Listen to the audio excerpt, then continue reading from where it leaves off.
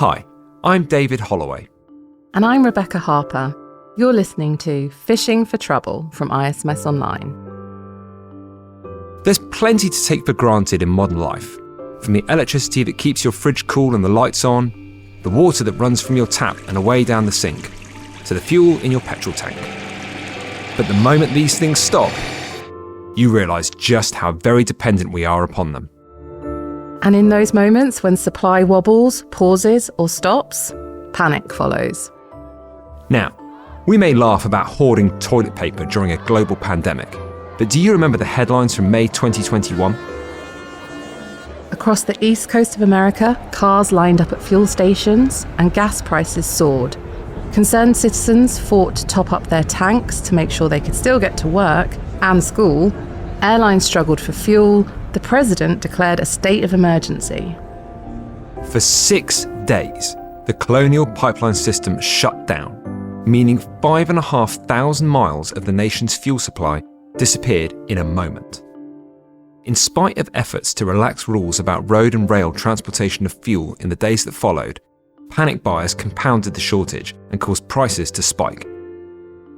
So why was such a fundamental national service shut down without notice? Because Colonial Pipeline had been infiltrated by hackers and issued with a cyber ransom of eye-watering proportions, and they didn't have a plan. Bosses at Colonial Pipeline, unsure how badly the cyber attack had impacted their systems, paid $4.4 million in Bitcoin, a controversial decision that they later had to defend in court.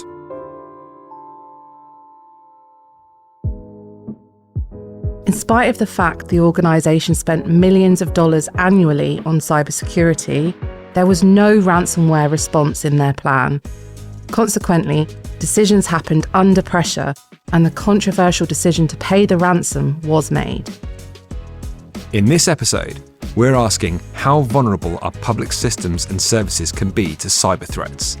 And what's more, if you're supplying or working with these organisations, we'll find out what you can do to protect your business and your customers.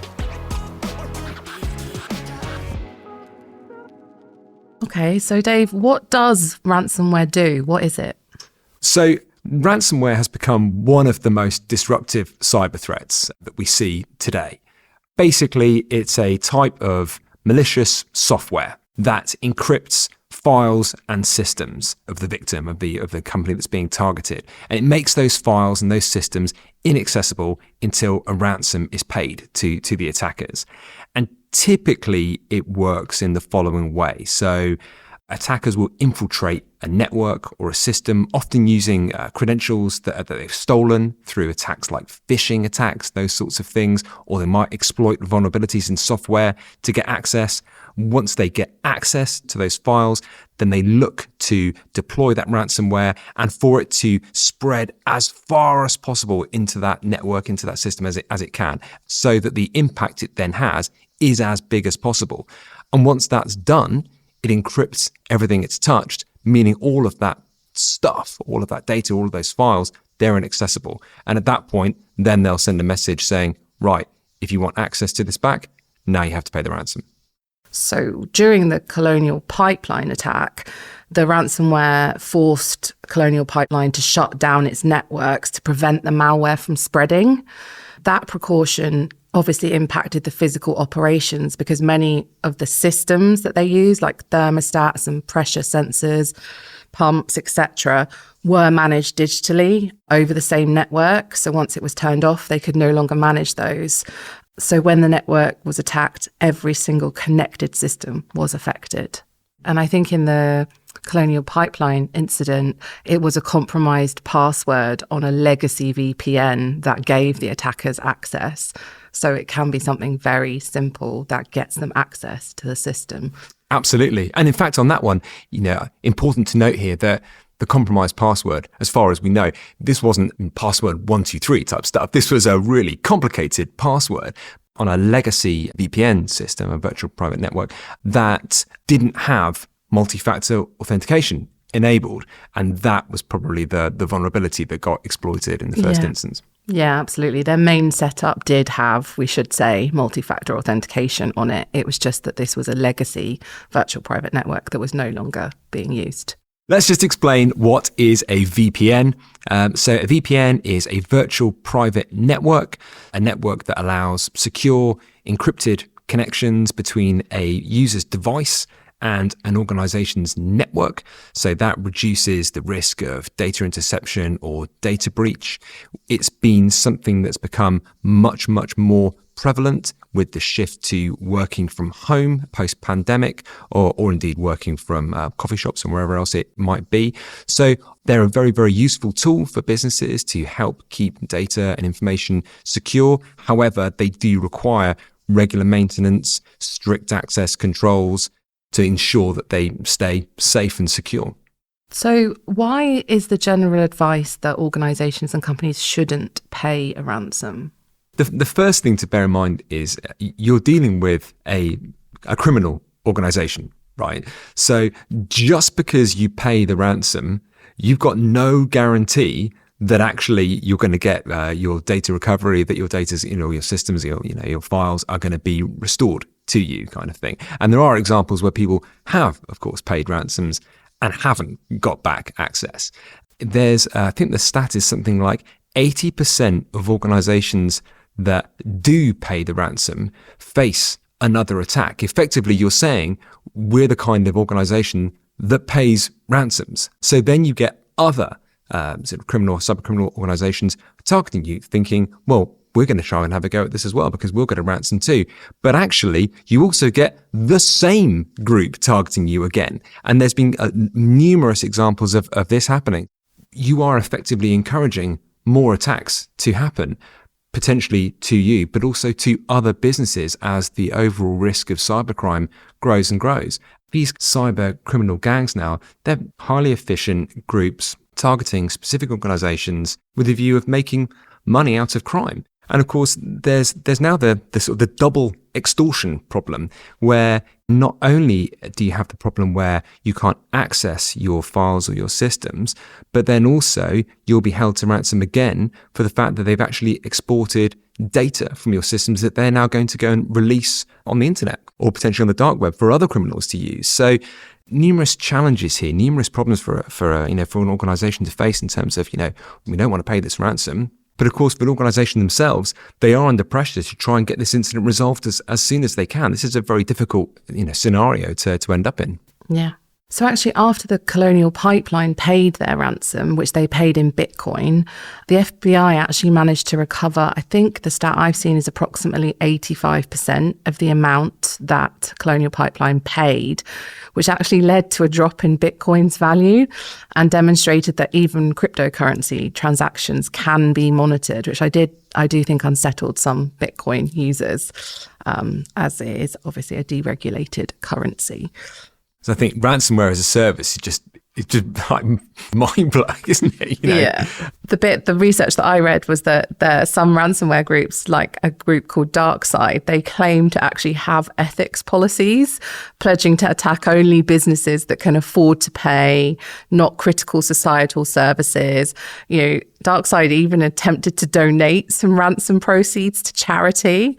And this sort of code of ethics, along with the PR operations, really does demonstrate how organized cybercrime groups have evolved into business-like entities, which Absolutely. is worrying. Oh, indeed. I mean, ransomware groups, they've now got brand reputation schemes, relying on those brands to maximize ransom payments.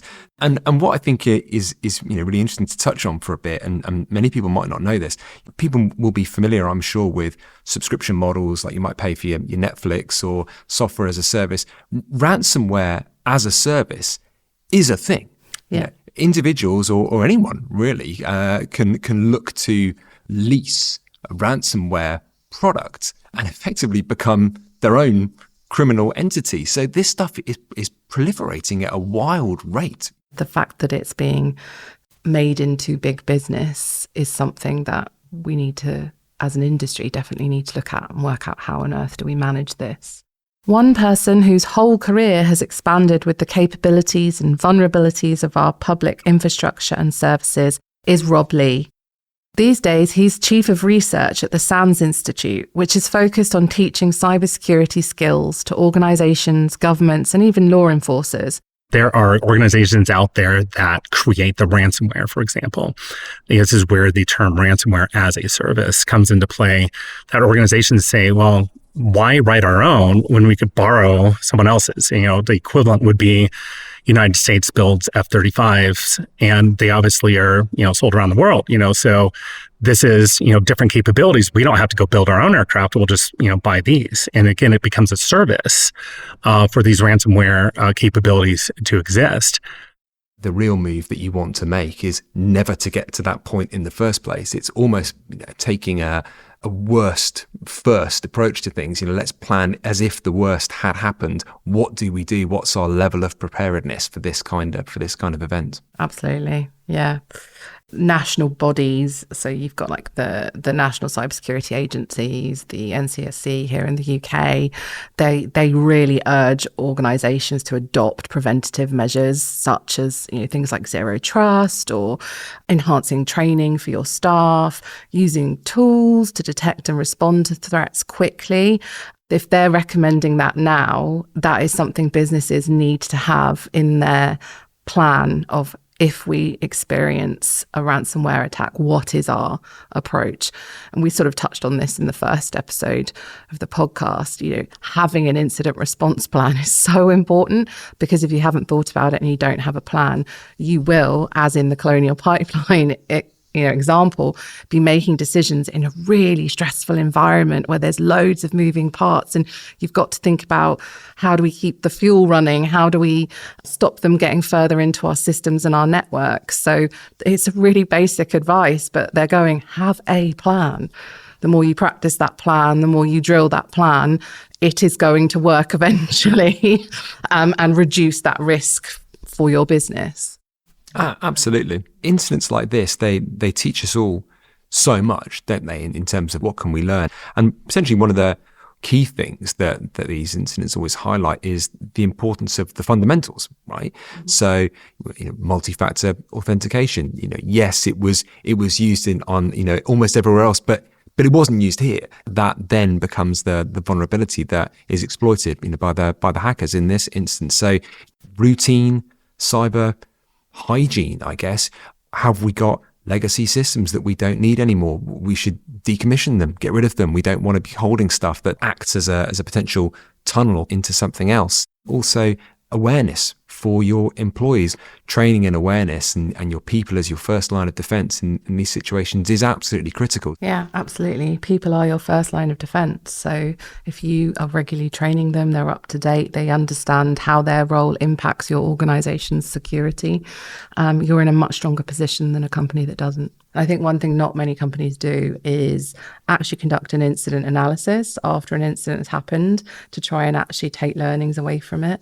And that is a huge part of ISO 27001 and that whole continuous improvement. Essentially, this is a bit more technical, but we're gonna break it down into more simple terms. So we're going to talk a little bit about network segmentation. So really, in this instance with Colonial Pipeline, what we saw was that the IT, the information technology systems, and the OT, the operational technology systems, were sharing connections, networks, those kind of things. So by gaining access to one, the impact was compounded because it was able to access much more than that, potentially gaining control over operational technology like thermostats or the robots that go up and down the pipelines checking for faults and so on. And I think in this instance, because no one was quite sure of the impact, but they knew that there potentially was an impact, they just had to shut more down than to be on the safe side, really. Yeah. So, looking at how to isolate critical systems, segment between your IT and your operational technology,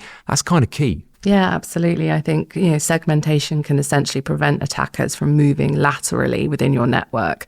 So whichever access point they've made it in, if you segment through sort of secure architecture when you're building your network, then you can switch off different aspects of your network to prevent them from being able to move. So if they do get access, hopefully they only get access to one thing, and it's much easier for you to manage and remediate than if they are potentially all over your network in so many different places. I think the importance of having robust detection plans as well as response plans is also highlighted by this incident. Yeah, it's much better to be on the offensive than the defensive, isn't it, in these incidents? Because if you are scanning and checking your systems, your networks, you know what's on your network, you know what's sitting there needing to be decommissioned or sitting there needing updates.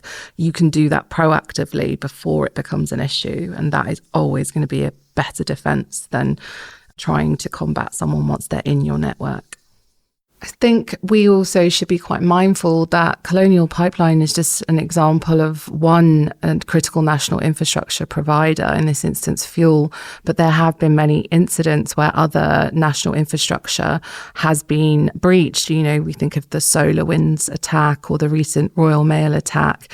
You know, they're very significant examples of how cyber threats can really impact our day-to-day lives and our national infrastructure and things we rely on to live our lives.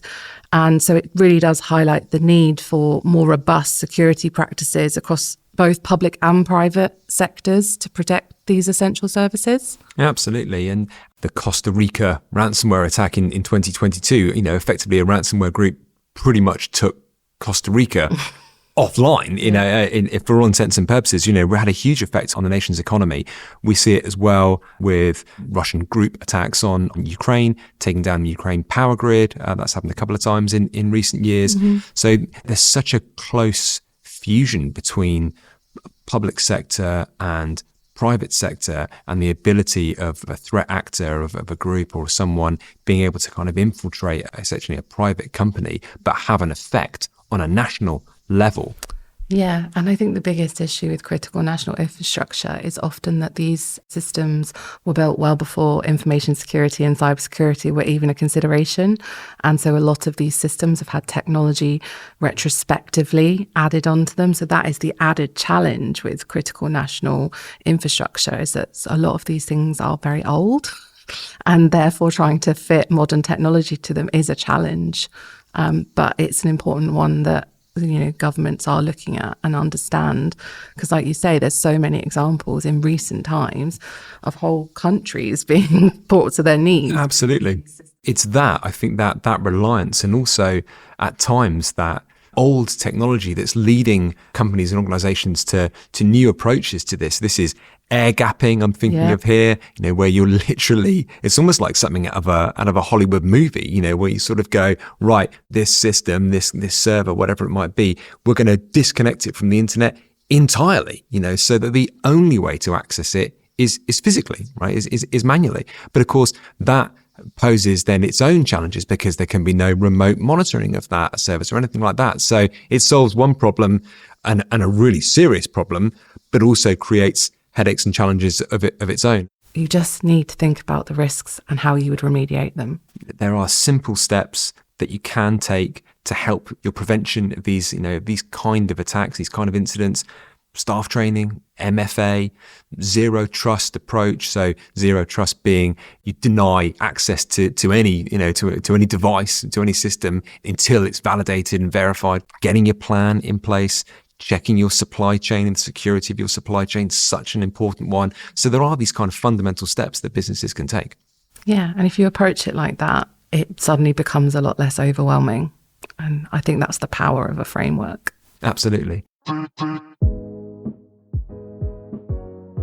Hi, I'm Rob Teeley. I am the Chief of Research and the Head of Faculty at the SANS Institute.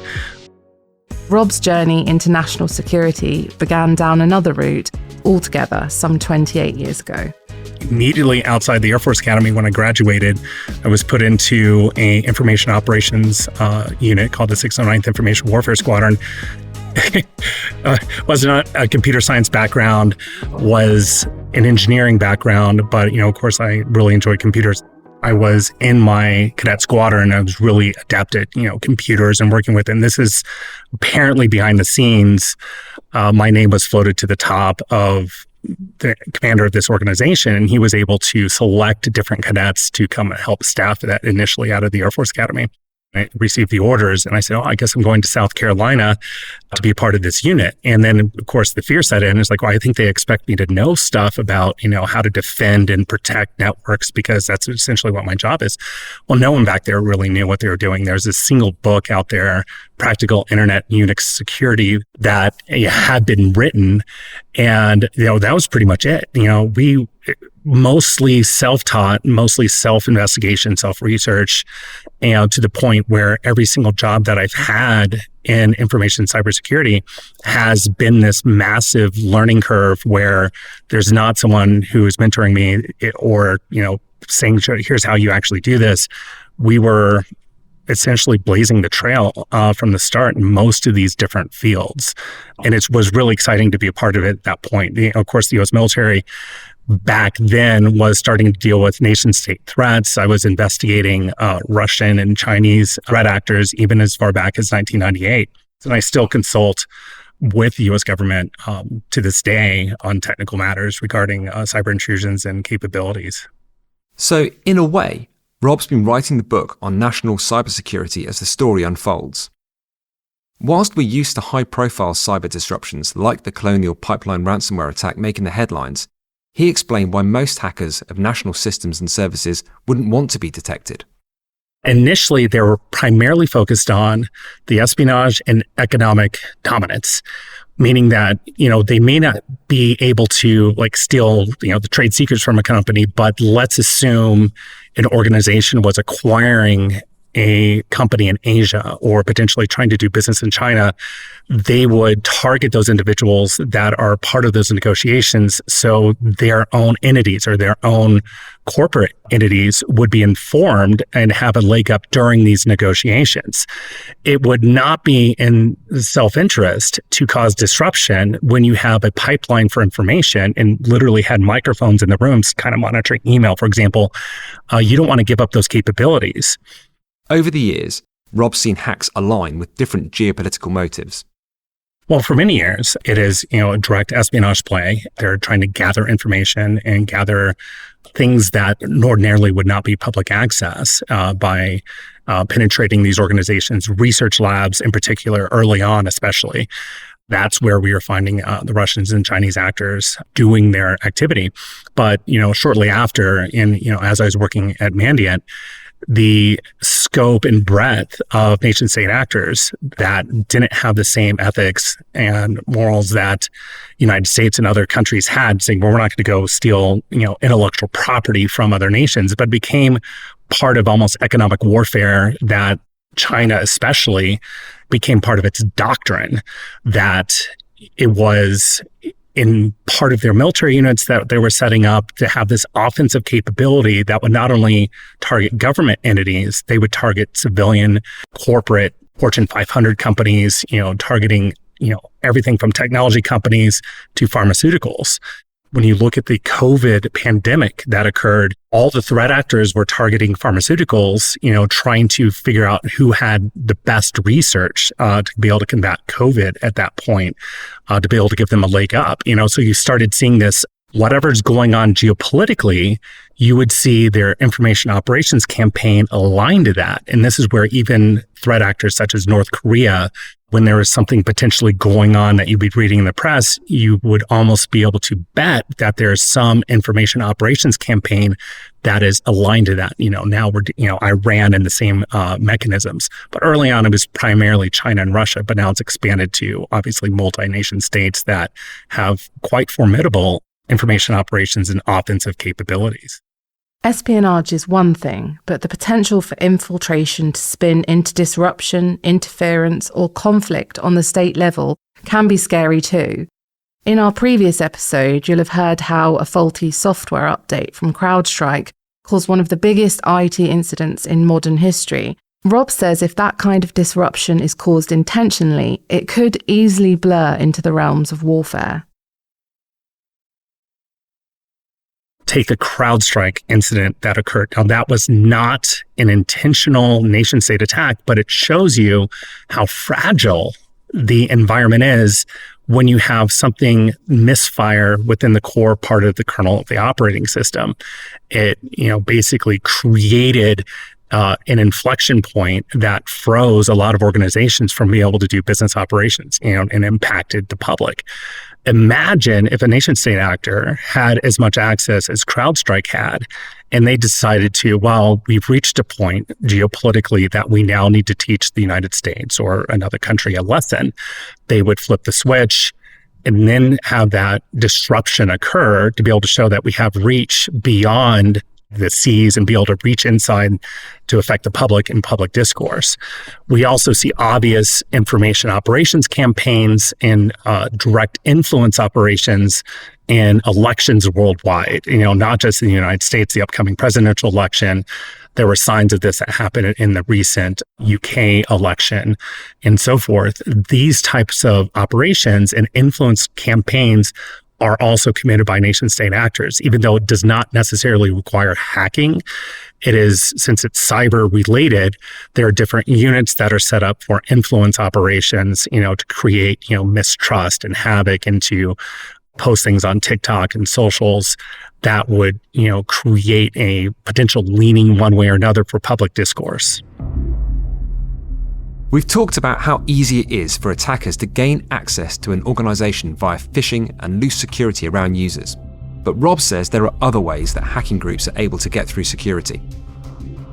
What we have seen a drastic increase over the past year is the utilization of what is considered zero-day exploits, which are exploits that there's a flaw or vulnerability in the operating system that is not currently known. And they will use these exploits to initially get inside the organization. We see this a lot with nation state actors, that they don't want to have to go through the phishing and so forth. And there's a chance that it may not work.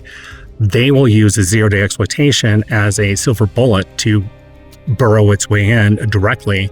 And then the amount of 0 days that have been discovered over the past year are almost twice as many as the years past. So we've seen obviously either more concerted effort at trying to do vulnerability discovery. This goes into the supply chain that organizations use, whether or not it is like a software as a service or a software capability that they have inside. For example, CrowdStrike, it's embedded in so many operating systems. Well, if you attack CrowdStrike, then you potentially get access to a multitude of organizations worldwide.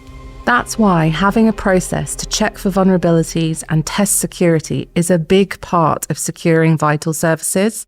The worry is that if our critical services remain vulnerable, then one day the consequences could be to our lives, not just our data security.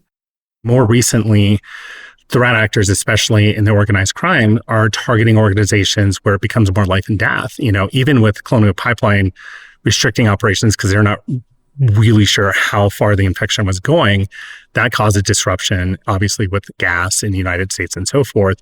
But it wasn't a nation state actor that was intentionally trying to create a kinetic opportunity that is creating havoc inside. They are not sure geopolitically if they cause a direct, we call them kinetic action, whether or not it is disabling power, the water systems, energy production. They're not really sure what a nation state will respond with. We have very few instances, except for what's going on in the Middle East right now, where we have an information operations campaign directly turn into kinetic. More recently, some of the examples of organized crime and how they're escalating their targeting is targeting hospitals.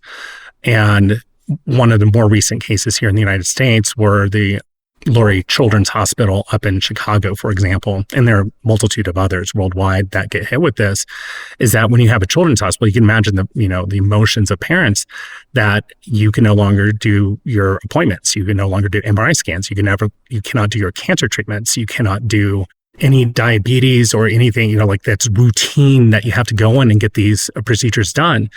The entire network's froze and everything is now in online records. And even though it's protected by privacy laws and everything else, the system is set up to be, you have your appointment, here's what your prescriptions are, here's how you're going to be able to receive that. And because of that life and death situation, these organizations say, well, we cannot take the time over weeks to be able to, rectify the situation, reinstall operating systems and get us back off of backups.